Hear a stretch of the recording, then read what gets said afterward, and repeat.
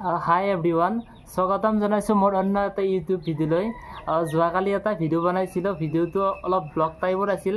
এনে এটা ভিডিঅ' বনাই দিছিলোঁ, কিমান ভাল হৈছে নাজানো। আজি অন্য এটা তেনেকুৱা ধৰণৰ ভিডিঅ' বনাম বুলি ভাবিলোঁ।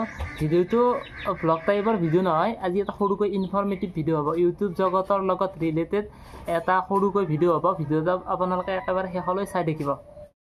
মানে মই যোৱাকালি যিটো ভিডিঅ' দিছিলোঁ সেই ভিডিঅ'টোত একেবাৰে ভিউজ নাহিল মানে কিয় ভিউজ নাহিল আজি সেই কথাটো অলপ ডিছকাছ কৰিম।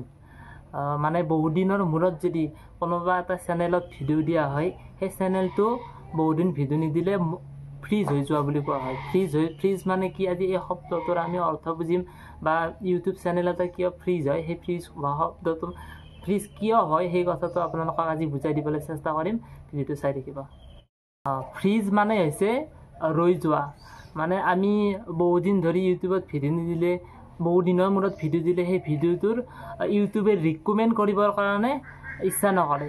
মানে ইউটিউব চেনেলটো মৰি যোৱা বুলি ভাবে, সেইবাবে ইউটিউবে ৰিকমেণ্ড নকৰে। ইউটিউব চেনেল ফ্ৰিজ হোৱাৰ একমাত্ৰ কাৰণ হ'ল বহুদিন ভিডিঅ' নিদিয়া। আৰু কেতিয়াবা কম কোৱালিটিৰ কণ্টেণ্ট দিলেও ইউটিউবে ৰিকমেণ্ড নকৰে, ইউটিউব চেনেলটো ফ্ৰিজ হৈ যায়। এই সমস্যাটোৰ পৰা বাচিবলৈ একমাত্ৰ এটাই উপায় আছে, সেইটো হ'ল ৰেগুলাৰ কোৱালিটি কণ্টেণ্ট ইউটিউবত আপলোড কৰিব লাগিব। সেইটোৱেই একমাত্ৰ উপায়।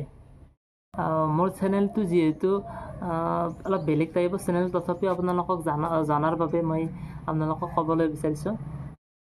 আপোনালোকে যদি বিচাৰে এনেকুৱা ধৰণৰ ভিডিঅ' কমেণ্ট কৰি জনাব পাৰে। মই এনেকুৱা ধৰণৰ ভিডিঅ' ইউটিউব ৰিলেটেড টেকনিকেল জগতৰ ইউটিউবৰ লগত জড়িত এনেধৰণৰ ভিডিঅ' দিবলৈ চেষ্টা কৰিম। যদি আপোনালোকে বিচাৰে